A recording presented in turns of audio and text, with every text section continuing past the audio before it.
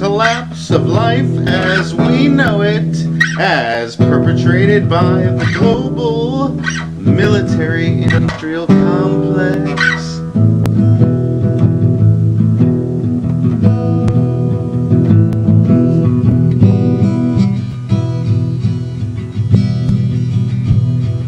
And now, ladies and gentlemen,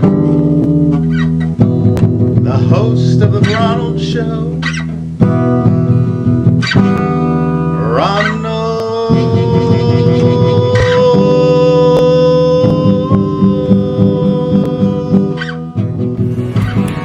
What if the government intelligence analyst from the Pentagon is forced to save mankind from extinction and the world from destruction, but first he must evolve into the Messiah and create the plan to save the world? The 21st century Messiah arrives, battles dark forces, and sparks the Armageddon that leads to the apocalypse, rapture, the 2012 pole shift, and extraterrestrial contact. Buy the book today by Ronald Farnham at Amazon and Barnes & Noble. The Second Coming of the Messiah, Book 1, The Awakening. The Nephilim, now if you listen to all the pundits, Christian pundits, they will say that the Nephilim are genetic inbreeding between the fallen angels and the women on earth. That's not exactly true. And what they forget certain principles you have to understand, and one of them is spirit is spirit, flesh is flesh, and never the twain shall meet. But what the spirits do is they take genetic material from the women and from animals and from other creatures, and they screw around with the genetics, just like X-Files. But X-Files was going on before the flood of Noah, and that time is called antediluvian. Ante is before, diluvian is the flood, before the flood, and there were 10 generations from Adam. The 10th generation was Noah. Okay. But Adam lived to be 930 years old, and when Noah got on the ark, Noah was 600 years old. Now, what's interesting about the number 600, in the Bible, the number 600 means war. That's what the number 600 means. God had warned Noah about the flood that was coming, and if I understand the scriptures correctly, it was 120 years prior. So he had 120 years to build this ark while everybody laughed at him, because it had never rained on earth previous to that.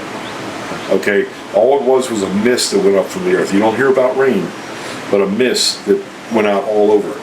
Now, what happened is the 5-star general type evil spirits that Lucifer has, they were planning to take the water that surrounds the universe, I don't know, through a wormhole, I don't know how they did it, but to flood the earth, because there's no water on earth. And the Bible talks about the fountains of the deep, and people think the deep means our ocean. It's not. The deep is out there that surrounds the universe. It's called the Tehom in Hebrew. Okay, completely surrounds the universe. Somehow they directed it like a fire hose into our atmosphere, and for 40 days and 40 nights it rained. It was a deluge, and it covered the highest place on earth up to, I forget, it's 15 cubics above the highest place. Now, so the whole world was covered in water. In water. But if you try to understand it from these creationists, they don't even make sense. They don't even make sense to themselves. They say, well, it sprung up out of the ground. Well, if you do that, if you think about the water... Some of them say that, like, the Chinese dynasty never lost, stayed intact, or certain dynasties. But did this happen way before that? Yeah, because China came afterwards. Yeah. Yeah. So this is how many years ago would you say? Well, the flood from Adam, from Adam to the flood, chronological wise, was 1656 years, which is a 666 if you do the 1656 years. Yeah. Now, from Adam to Noah's 600 year, and that's 10 generations. Okay. Now remember, Noah had 3 sons: Shem, Ham, Japheth, and they very possibly could have been triplets. Okay, the Bible doesn't specifically say that I'm aware of. But if you read it, it sounds like they are triplets. Now Shem is where the Christ line come through. Now Noah was the line that came through. By the way, what it says about Noah is that he was perfect in his generation, and that perfect means without blemish. Apparently, they were doing something that was contaminating the seed line, because what God said in Genesis 3:15 to the serpent, that one day the seed of the woman would bruise his head, he would bruise his heel. He tried to contaminate the bloodline through these Nephilim. And these Nephilim, if they were interfering with the genetics, it would have caused eventually for no human child to be born. And God had to work with something that was genetically pure. It would all have been a hybrid Nephilim. A hybrid, so to speak. Now, and they were involved with this flood. Now, some say that the Nephilim jumped off planet. It's possible. They were super intelligent. If you study about the Nephilim, you'll find out they were super. Because we don't find computers. We don't find any of that. Right. And yet we have these huge masterpieces of monuments that are just elegant. How do you think that they were built? Well, they had superhuman power, but they also had angelic and many times fallen angelic help. How big were the Nephilim? Some say above 6, but I have seen bones of up to 36, and like I said, feet. And I have some pictures of that if you want to see them. But also, like I said, the Arab scientists believe they were up to 90 feet high. Jeez. But the problem is the Roman Catholic Church, whenever there's bodies that are excavated, they always go in and close it off, seal it, and so they could have picked cover it up up. some of those rocks that we thought were unmovable by Yeah. some of our conventional means. But I don't believe the Great Pyramid itself is actually built by the Nephilim. I think it's a counterfeit. I think what they've done is a counterfeit of that. And the pyramids may actually be much older, before the flood, which means before the Egyptians. Okay, if you think about what I'm saying. So did life on Earth get wiped out during the deluge? Before the deluge. This was the second deluge. The first one was caused by what we call in the Bible the Luciferian flood. In between Genesis chapter 1, verse 1 and verse 2, it says, in the beginning God created the heavens and the earth. And then the earth was, the King James says was, but I showed you before, it's not the word was, it's the word became in the text. So, and the earth became without form of water. So there's a gap there. Something happened in the interim, you don't find out till later on in other scriptures of what took place. So there could have been eons of time there, maybe possibly multi-millions of years between that. But then we had they say that the Ice Age, approximately 10,000 years is what I hear most people say, it began to melt. Well, God said, let there be light. So light would cause Finally that. touch the coast. Yeah, it would start to melt. Because when everything reaches absolute zero, which is so many hundreds of degrees below zero, okay, there's no life, there's no movement whatsoever. And our scientists say that the average temperature of the universe is just 3 degrees above absolute zero. Wow. So that's what they say however they test that stuff. Man. Okay. And I grew up in Florida where it's 90 degrees and 90 degrees, humidity. okay. But the I average never temperature, survive in the universe. yeah. So something drastic happened to the first Earth. And we have the bones, we have the remnants of it because it was just a deluge. I've seen some of those pictures of those bones. I've seen pictures on the internet of huge people with skulls the size of a pillow or the size of your torso. Way bigger, yeah. With people standing by them, and the skull is the size from like their knees to the top of their head. They actually exist, but they don't want you to know about it because then that destroys all the theories that they've taught us. Yeah, the educational indoctrination system. Yeah. So, and that would verify the Bible. Now, do you have some friends that have? You said you had some friends who had their ear to the grindstone, or yes, to the track? Because if you're interested in a particular subject as a believer, and you really push hard to learn that, you ask the Father, He will teach you. And like I said, the more you understand of the laws of the universe, the more God can teach you spiritual things. So some of my friends were heavily involved with mathematics, physics, different things like that. So God was able to teach them an awful lot about things that I didn't even think possible that you can learn from the Word of God. Right. But they showed me these things, and Well, we're going to cover them. Well, if we don't point them out in this documentary, maybe the numbers one or whatever, but that's why you're here, is to show us these things that people have been missing all these years, so that you can paint a clear picture so that people can come to find out the way and the truth. Yeah. Now, not to say that this thing is in the dark. Many of these believers have already put stuff up on the internet. It's just how to understand, how to put the pieces together. Yeah. You know, nobody has actually taken the whole realm of these things and then showed how they work together. Right. Now, the New Agers have. The New Agers, but of course they put a New Age spin on the thing, and that always leads to more darkness. It doesn't lead to more light. Right. It may be a little bit of light, but it's just like we talked about the MUFON people. The MUFON people try to steer you in a certain direction, the leadership, and other theories they won't let you in. But as long as you're talking about aliens and the Pleiades and the this and that, they'll go along with that. But if you really try to start hitting the truth, they poo-poo that stuff. Okay? And they're put in there on purpose just to keep people away from the truth. What, the leadership for a lot of these MUFON type groups. Yeah, you said Art Bell was a Mason. He is a Mason. George Norrie. George Norrie, I don't know, but I highly suspect that they put just Stan anybody Friedman. in there. I'm pretty sure Stan Friedman is. Yeah, Stan Friedman is definitely disinformation. I've listened to him over and over again. He is definitely disinformation. Who was that scientist you mentioned a little while ago? That Art Bell, we were just talking about him? Michio Kaku. Another disinformation. Michio Kaku, but the other one that you just mentioned. Zachariah Sitchin? Zachariah Sitchin. Yeah, disinformation. And he's Illuminati, by the way. Because he talks about Planet X. Yeah. Now, I'm not saying there's not some truth. See, the problem is, what most people do is they throw the baby out with the bathwater. Yeah. And you can't really do that because they have a little bit of truth in there. It's mixture again. It is mixture. It is mixture.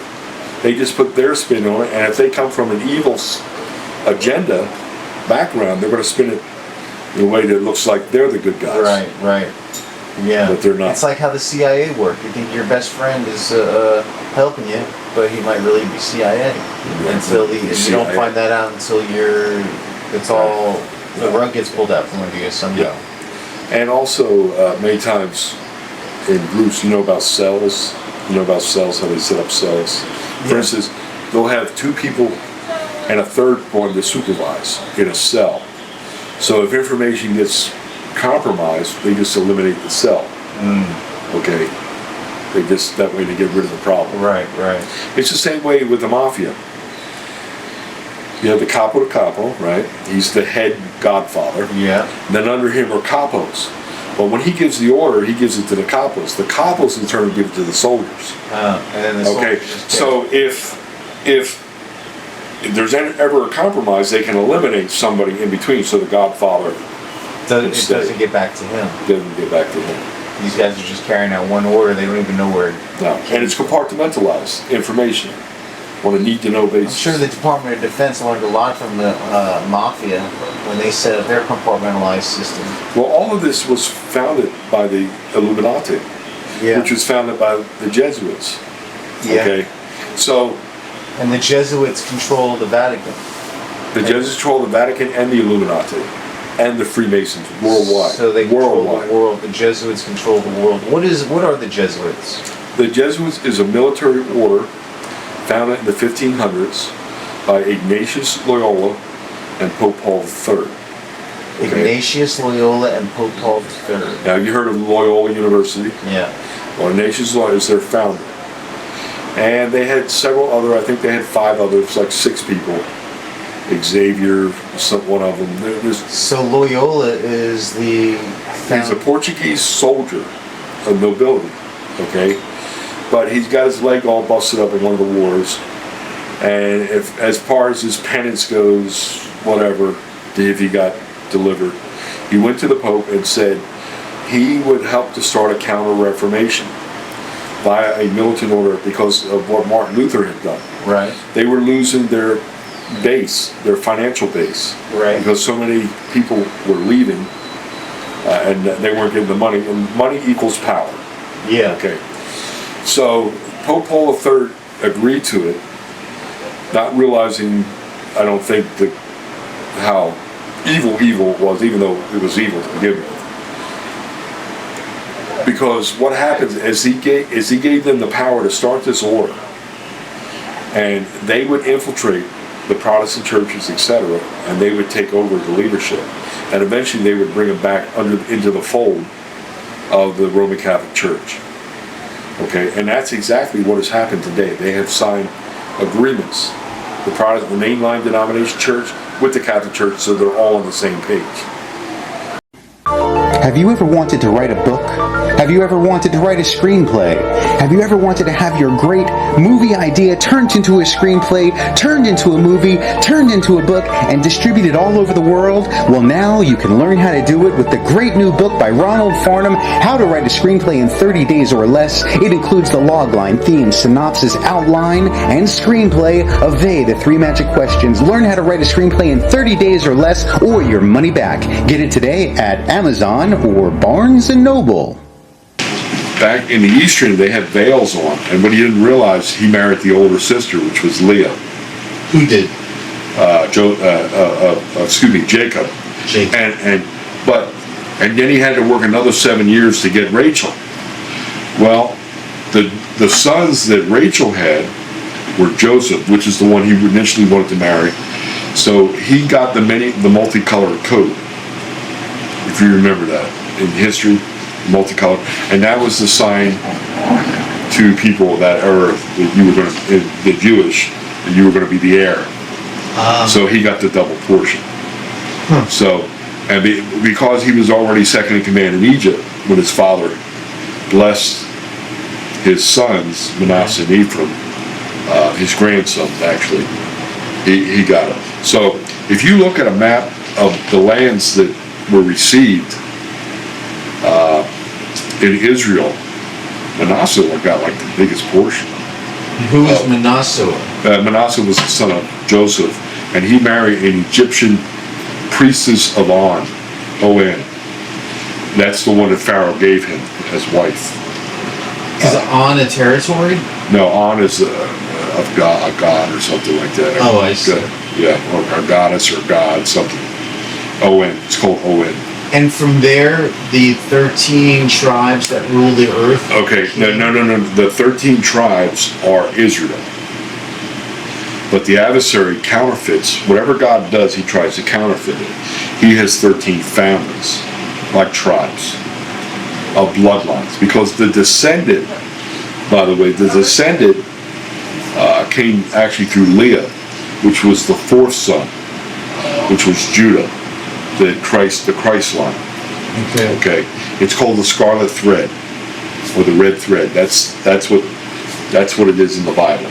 The bloodline of Jesus. The bloodline of Jesus, all the way from Abraham, Isaac, Jacob, then the 4th son of Jacob, Judah, and then Judah had twins, and then through down there till you get to David, then Solomon, all the way down to Mary. Jesus had children. No. Jesus did not have any children physically. He has spiritual brothers and sisters. Right. Because God is our Father. We're spiritual brothers. So how did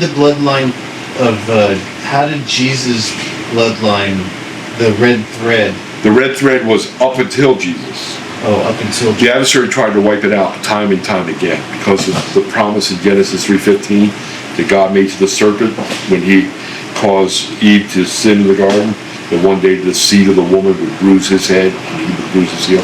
So he tried to stop that prophecy from coming to pass. So he's done everything, but in reality what he's done is he helps. See, God is so smart that everything he tries to do, it actually works in the favor. In favor, yeah, eventually. All things work to good to those who love God. that are called recorded blues priests. So what are some of these now powerful families that rule the planet? They're from the Satan's side. Yeah, that control planet Earth. Yeah, so you have it in alphabetical, pretty much, the Astors. Where are they located? Very wealthy family. Matter of fact, John Jacob Astor, I think he was the fourth, he died on the Titanic. They murdered him. Oh. Like he was the patriarch of that family. Apparently there's some dissension among the families. So they wipe them out. Why? Because they want to control? The adversary is insane. So even his own kids, he murders. And he's not, it's not like love, like the love of God. It's more about control. It's more about how he can use them. But periodically, he just wants human sacrifices. He has that bloodlust. And they will do, the ritual is called the killing of the king.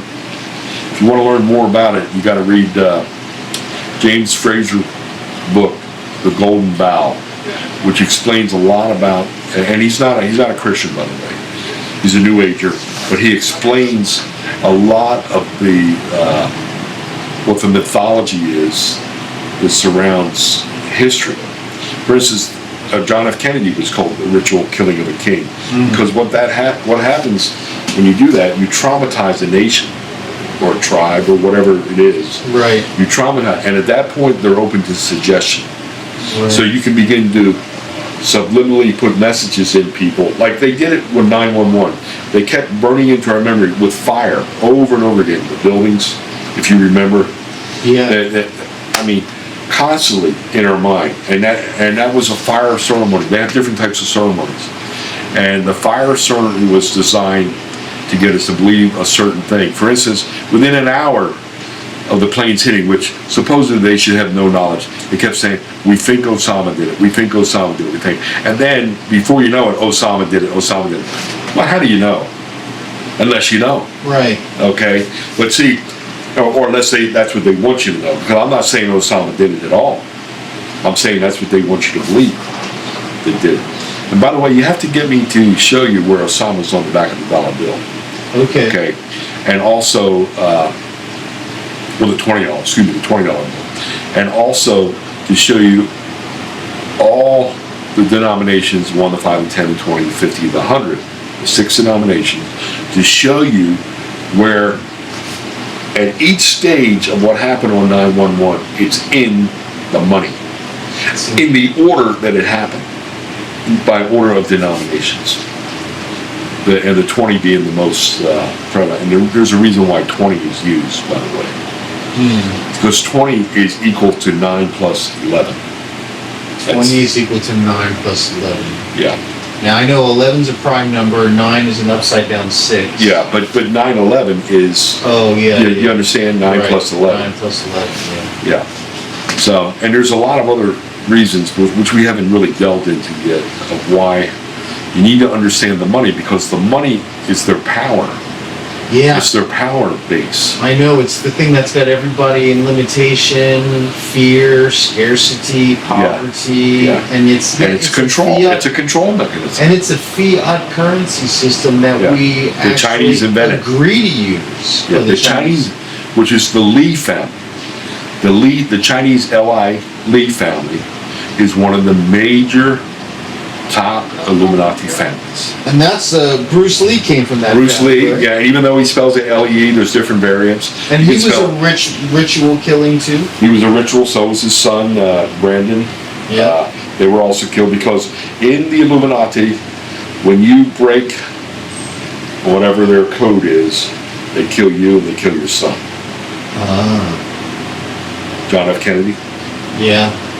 Yeah. See the connection? Yeah. Because the Jesuits, which were behind that's how they do it, to let you know. And what are the Jesuits? The Jesuits are above the Illuminati. And the Jesuits, are they, you said that They're were a militant order. A militant order of within the Roman Catholic Church. From the Vatican, right? They control the Vatican. They're actually more powerful than the Vatican. Where did they originate from? France? No, 1500s from Portugal, with Ignatius Loyola. and Xavier, Francis Xavier. I think there's like 6 of them, if I remember Ignatius correctly. Loyola. They originally founded. And they are very, very powerful. They infiltrated the Freemasons, and they started the barbarian Illuminati with Adam Weishaupt and Baron von Rothschild, who was the mayor of Frankfurt, Germany at that time. So, and that's how once they infiltrated the Freemasons, they moved in, began to take the leadership positions, so eventually the leadership throughout Europe was Illuminati at the top.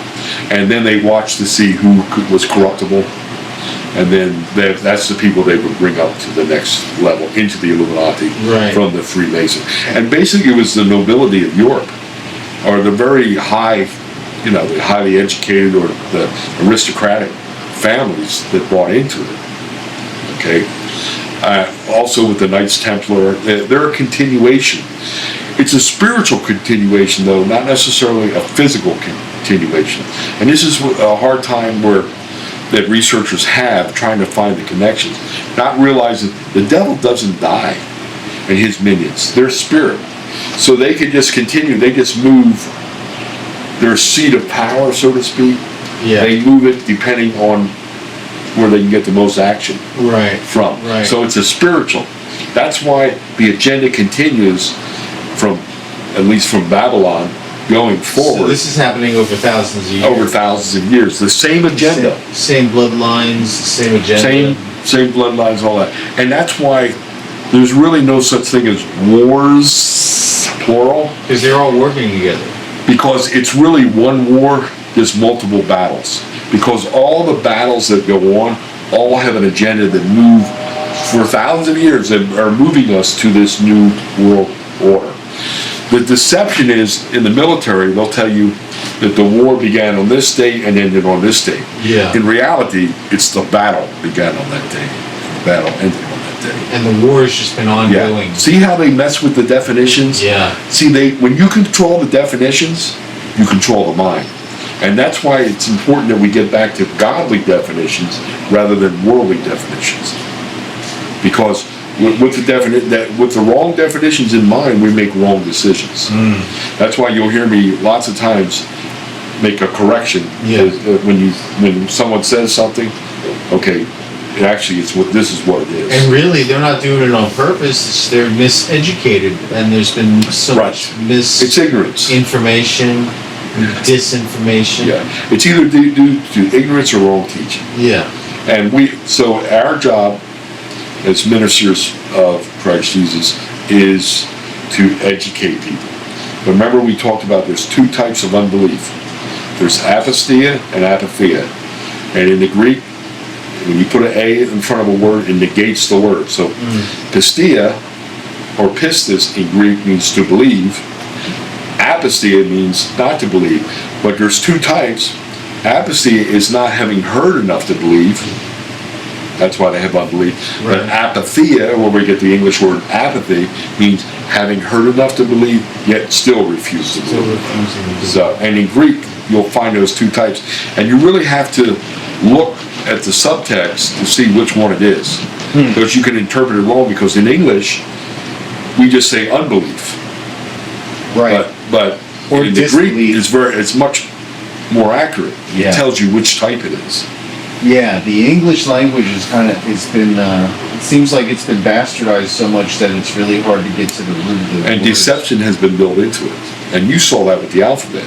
Yeah. Even the alphabet was set up from original. Now, I understand when I study about the different, how we got the English language, that it didn't just start with 26 letters. There was changes and stuff like that over the years, but finally we ended up with a fixed amount. But who controls that? Who sets the worldly standards? And America was made for the New World Order. It was set up completely for the New World Order, at least with the founding of 1776. Actually, what happened was they co-opted the original founders. They actually hijacked it. The 56 signer, they hijacked what the original people wanted. and they actually were British spies and worked for the Roman Catholic Church, that kind of thing. The 56 signers. We begin to do research on 56 signers? Yeah. Oh, yeah. Yeah. So it wasn't like a continuation from the Puritans and the stuff like that. It was actually a coup that took place. But see, we don't learn about that. No, we just see them as great human beings who we kind of worship to a certain degree as the founders of our country. And guess who pushes it for the most? The Christians do, because they want to believe that the Constitution and Declaration is based on the Bible. If they really knew the Bible, they would see the contradictions, but they don't. Yeah. They just say, as soon as somebody mentions God, they go, oh, you know. Constitution is really a promissory note to pay on the Revolutionary War debt that's put us into 4 iterations of international debt that has caused our governments to subscribe us into slavery physically by turning over our grant deeds to our federal land, our state land, our human vessel, and now our bank checks. So that whole thing's been a fraud. It's all been a fraud. Look, if you really want to know, it's been a fraud. And that's why I can't buy into the Democrat, Republican, Libertarian, Green Party, all these parties, because they're all working toward the same end. Yeah, and they just want to make us feel like we have a choice. We have a choice, which is this deception. See, as long as you think you have a choice, you have a better, they have a better chance of it being successful. What would you say is the top ruling family in the Illuminati? Well, apparently, they tell me, now there's several different things of what I understand, okay, and that doesn't mean I understand a whole lot, but what I understand, the Antichrist will come out of the Merovingian family, which is the British royal family, which George Bush is a part of, or Obama's a part of, Colin Powell's a part of that. Really? It will come out via. Now, there's many Antichrists when you read 1 John in the Bible, the New Testament. But the definite article will come out of there. Now, the Rothschilds were considered, when you read all the literature, they are very powerful because they control the money throughout the world. Yeah. Through the Federal Reserve Bank. But now, with the Van Duyn family taking the lead, and I'm not sure why the Van Duyn family is taking the lead. See, some of the stuff is still yet to be, we need more researchers, more people that can dig. And there's a lot of work. I mean, a lot of work in discovering this. How do you spell Van Duyn? V-A-N-D-U-Y-N. D-U-Y-N. Okay, what nationality is that? Dutch. It's Dutch. And like I said, it's a Dutch connection. Like, for instance, the DuPonts are the French connection. Yeah. The Kennedys, or the Cavendishes, are the Irish connection. Ah. Okay. Cavendish. Yeah. I've heard that name before. Lord Cavendish. Yeah. A writer on mind science. Yeah. Isn't that interesting? Yeah. Because a lot of it has to do with the occult. So you'll see, when you see these family and these names, once you know the names, you'll see a preponderance of them being involved in occult type things. I mean, it's more than what the normal average might be. You'll see they begin to crop up. In the same way, when you study the history of money, you begin to see these same families, or the history of intrigue. Then you begin to see these family names. What? Intrigue? Intrigue. Like destabilizing governments and doing wars and stuff like that. Over and over again, you'll see the Rothschilds involved. You'll see that, so it crops up, not like an average, but there's something to it. Yeah, there's something to it. So it's not like you're just making this stuff up. This is all real facts and stuff. Yeah. And you're also looking at it from there's two sides that we're working at exposing here. Is the Word, the way, the truth about the Bible and God's Word. And then there's the adversary, which is taking it and his corrupting kingdom. it all. Yeah, his kingdom. Which seems to be here on earth. I think it seems like God's world is in the spiritual realm. It is spiritual. But so is the devil. It always happens in the spiritual first before it happens in the physical realm. Yeah, in the Bible it says, as above, so below. No, that's not in the Bible, but there's a lot of truth to it. Yeah. Let's put it that way. And if you want to see the best example I can think of, it's in the book of Daniel, where he talks about the prince of Persia, the prince of Greece. They're not talking about actual people. They're talking about the devil spirit, the five-star general, whatever it is that rules over nations. Every nation has its own chief operating devil spirit that control it, but it reports back to Lucifer. Have you been able to decipher Revelations? No, I mean it's so deep. Yeah, let me just tell you something about Revelation. First of all, the book of Revelation, you have to know the entire rest of the Bible before you can understand Revelation. Right. Yet, Revelation is the simplest of all the books. Yeah, but you must master figures of speech and Orientalisms, and I mean master, before you can understand Scripture. And you got to be a spiritual person, because it's not meant. And by the way, if you look at the opening text in chapter 1, it tells you who it is written to. It is written to the servants who are the prophets. So it's not written to everybody. It's not even something you teach everybody. It's written for a specific group.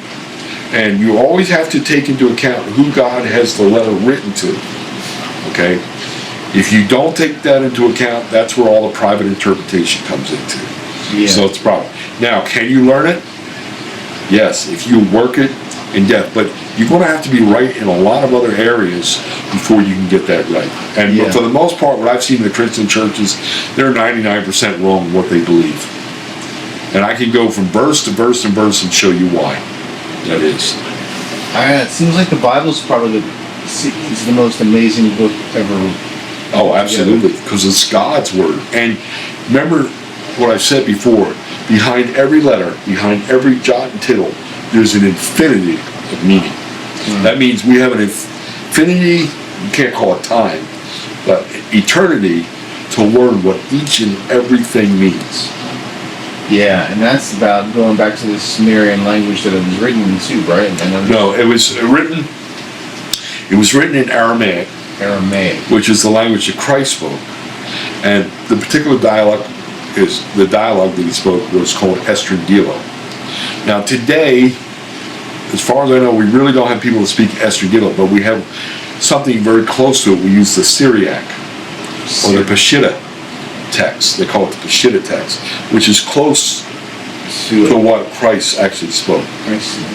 So remember, the adversary has down through the ages, even through the dark ages, he's trying to get rid of a lot of stuff. The thing is, he can never truly outsmart God, because God always has a way, and he has a way of preserving his word. But unless you have the keys to interpretation, you're not going to figure out how to do it. Right. You know, and a lot of what I'm sharing, even though I may not say principle, are keys to interpretation, so that when you really delve in depth, it starts making sense. It starts making sense. Yeah.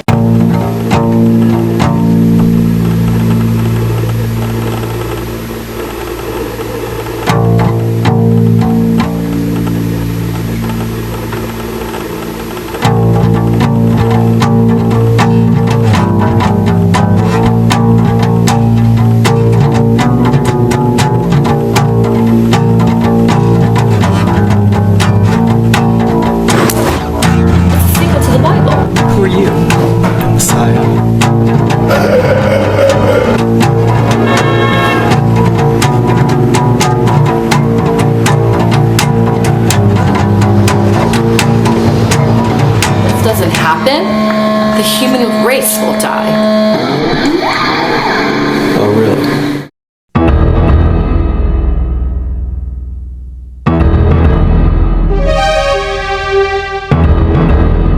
The first commandment is to maintain a global population under 500 million.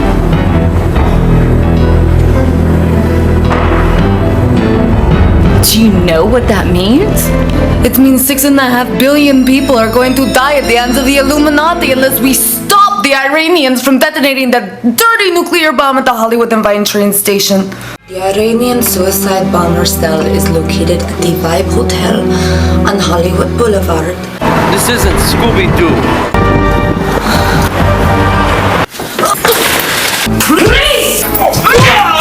Little blood drink and turned your stomach? Guide them to the bomb. What is this? Fucking Batman and Robin? I had become part of something that I no longer felt right about serving. It's Hollywood and Vine, not Vine Hollywood. Don't you know anything about American culture? You silly Russian. The global military-industrial complex. Leading the charge of the carnal feminist. Ah, yes. The Messiah. My book is the solution. How is that the way the world is?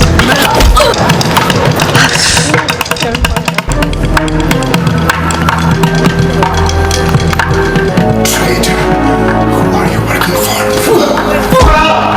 If I was cartoon character, I'd be Woody Woodpecker.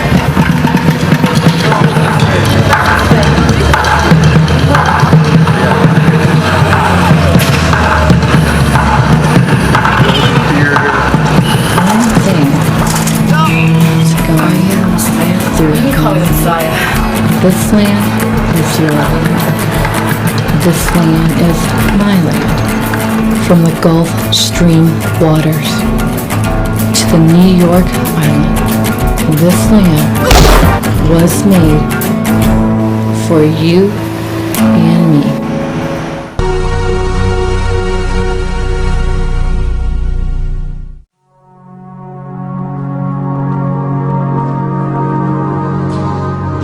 Hello, initiates, and welcome to Module 1 of the Illumicorp video training course. I would like to officially welcome you as a member of the team.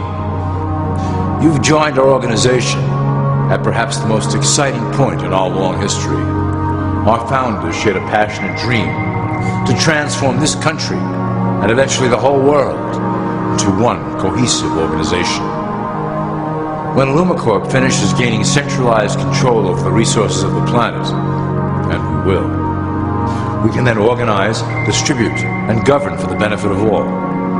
After competition and dissent are eliminated, we will build a utopia for the people of the world to share based on need and rejoice together in a harmonious new world. This presentation is designed to enlighten you about our organization's goals and achievements.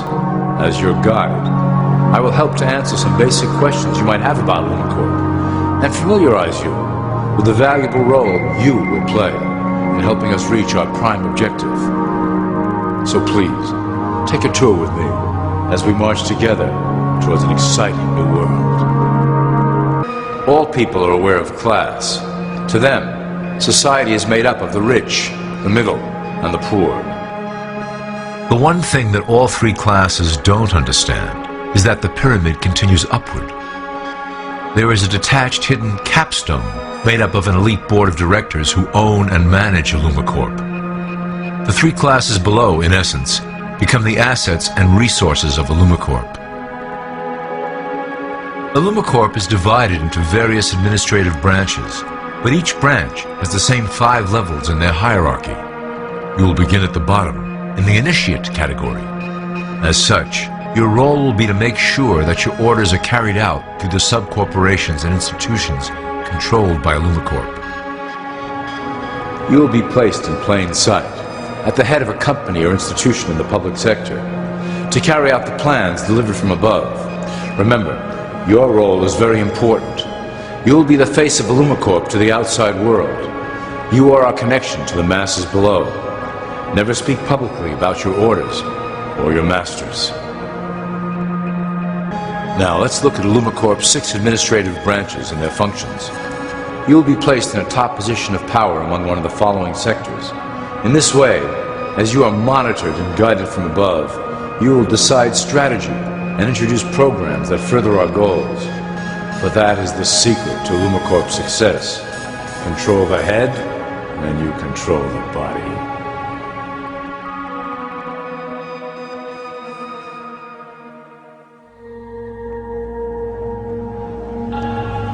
This is potentially Illumicorp's most effective instrument for global control. Through international banking, we manipulate the fate of all countries. We have introduced many institutions, such as the IMF and WTO, that work in our favor to impoverish disobedient nations. Always remember, debt is a powerful weapon against countries that don't share Illumicorp's vision. Perhaps our greatest achievement in banking is the Federal Reserve System. It is a collection of international banks owned by Illumicorp members and financiers. It was created to form a centralized banking system through the Federal Reserve Act of 1913, an act that was indeed penned by some of our most esteemed members. Many of you might still assume that the government itself prints and issues the currency.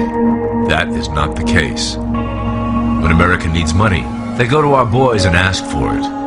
The money is printed, but it is only representative of a loan. Interest accrues on that dollar until it is paid back to the Fed. In fact, the federal taxes paid by the American population go almost entirely to paying off this debt. So you see, Illumicorp derives a healthy amount of its operation funding directly from the debt of the public. Needless to say, this is one of our most crucial sources of funding, and one of our proudest achievements here at Illumicorp. Through mergers and acquisitions, we have slowly and silently bought up the majority of U.S. industry. Illumicorp and its members own most of the oil, transport, banking, media, food and communications industries in America and abroad. Through fewer and fewer conglomerates, we are able to effect with great precision the machinations of labor and government.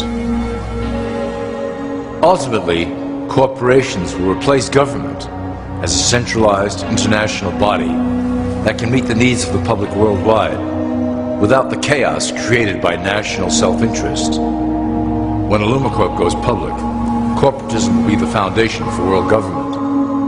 Conglomerates will merge into one cohesive corporation that is responsible only to Illumicorp and the needs of its global employment force.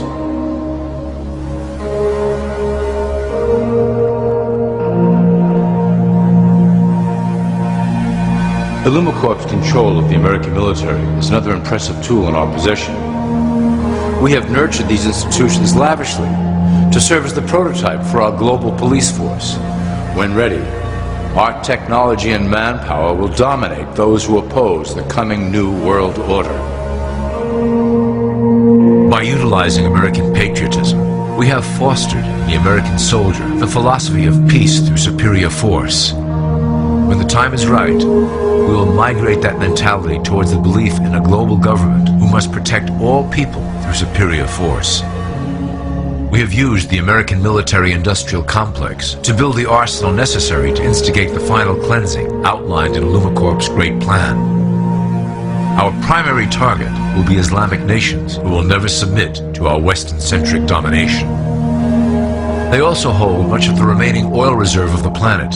Illumicorp must own that precious resource, as it is crucial in maintaining our domination over the countries of the world. Through Illumicorp's enormous federal funding of the military, we can develop new forms of warfare and population reduction. The public can't imagine what we were in the process of developing. Soon, even the weather will be a weapon under our control. We will be able to create droughts, floods, hurricanes, and even tsunamis with no fingerprints attached.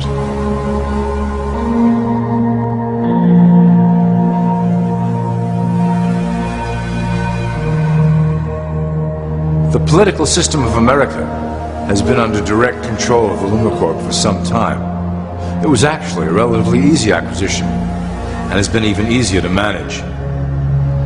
Politicians know of our unspoken agreement, and will do anything to stay in power. A two-party system benefits Illumicorp in that it reduces all issues into a black and white debate. Through media, we can play side against side, using each where necessary to support our goals. Due to a diminishing faith in the system among the public, Illumicorp has designed a rogue candidate program to provide a voice for the dispossessed. This disperses the impetus for dissent among those who do not feel represented by our candidates and builds a database of potential dissidents.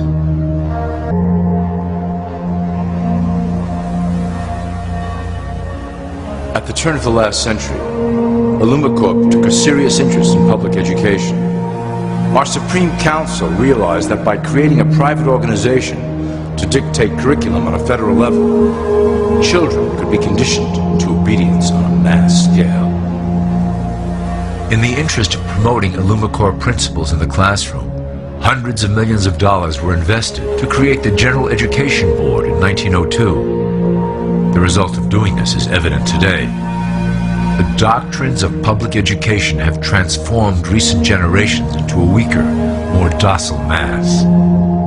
Through meticulously planned curriculum, we have control over the process by which the average child learns.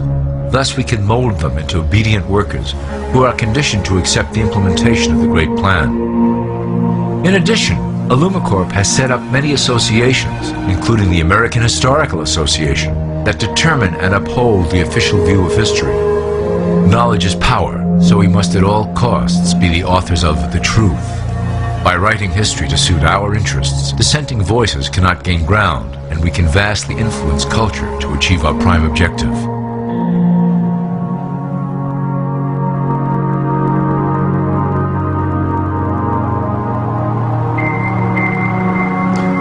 Illumicorp uses the media to shape the public's opinion about current events and condition desired attitudes about our future agenda.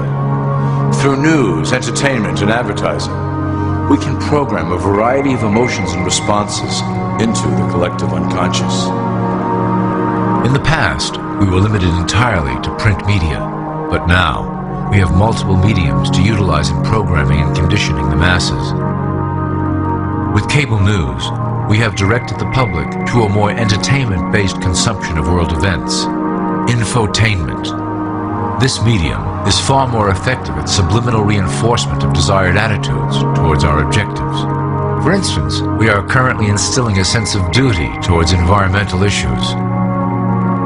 With our growing control of the weather through HAARP and chemtrails, we will scare the public into accepting our global protection agendas.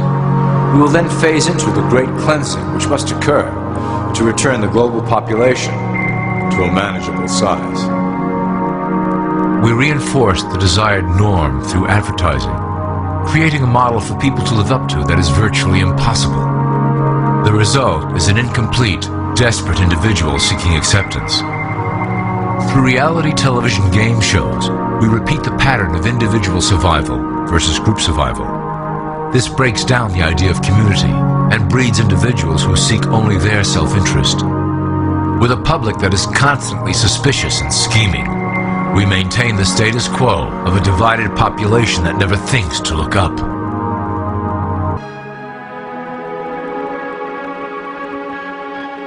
Religion has served its purpose incredibly well. It is the oldest and perhaps the broadest form of social control utilized by Illumicorp. With religion, there is a written code of conduct that must be followed. The authors of the Holy Scriptures knew quite well how to lace that code with commands to maintain their dominance over the population. This system has survived through millennia to hold the flock together and bring us to today. Admittedly, religion is losing its power for control. However, the fanaticism that has arisen due to this decline is particularly helpful to Illumicorp. Our invisible influence in the church has helped bring the Christian fundamentalists out of the background. We control their opinions on current issues through policies designed and written right here at Illumicorp headquarters. They are sent to our ministers, who then preach the Word of God and their interpretations of the Bible to their followers. Their blind faith is used to transform them into willing soldiers to defend our cause during the catastrophes ahead. As the final phase is enacted, we will propagate end-time prophecy to convince them of their convictions. The rise of Islamic fundamentalism works to Illumicorp's advantage as a threat that will demand violent action. In the coming years, planned terrorist attacks will warrant a full-scale retaliation and initiate the final phase of the Great Plan. Christians will support our actions, since they will believe them to be proof of the end times prophesied by Illumicorp's religious leaders. All right, I'm going to read this little message here that's coming from the Illumicorp president, allegedly, but I just wanted you guys to see this video. So here's this message in this video. It says, "We are in the last days of darkness. Together in secret, we wait to begin the final phase of the Great Plan. The sun is rising and it will beam a glorious dawn upon our new world.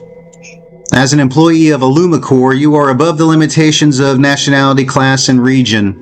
You are a member of the Illuminated now.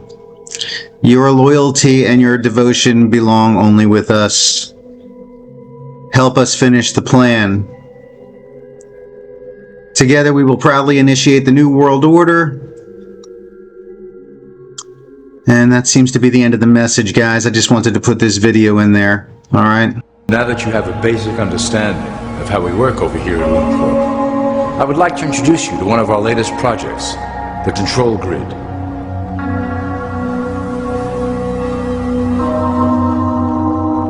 Since ancient times, it has been the desire of the Illuminati to wield control of the masses below, both to protect us from them and them from themselves.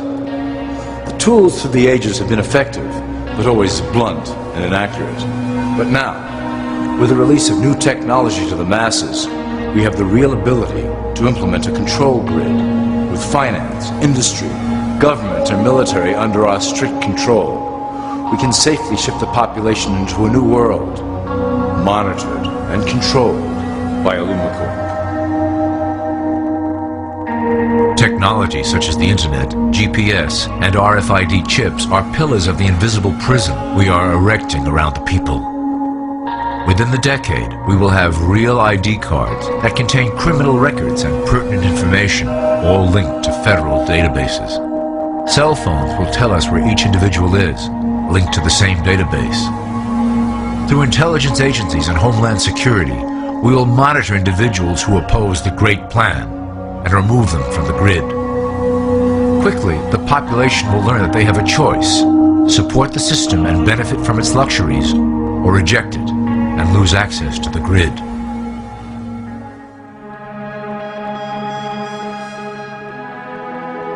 Well, that was quite an overview.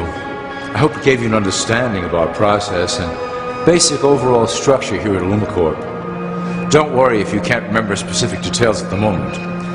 Once assigned to your administrative branch, you will be shown the second Illumicorp training module. Your initiate supervisor will brief you on your specific duties at that point. Also, please review your copy of the Great Plan and the attached code word and symbols booklet. You will need to know the ways we communicate internally through public channels. This concludes part 1 of the Illumicorp video training module. I wish you the best of luck, and may our plan complete in secrecy. The dawn of a new era is on the horizon, and it will shine gloriously over the new world that we have built together. And Barnes & Noble is Harry Johnson, Diary of a Gigolo Porn Star. The crazy adventure of a 1951-born male in Beaufort, Georgia with a 2-foot penis that grows to 3 feet. He goes on to become an international porn star after becoming a war hero in Vietnam. Get it today at Amazon or Barnes & Noble.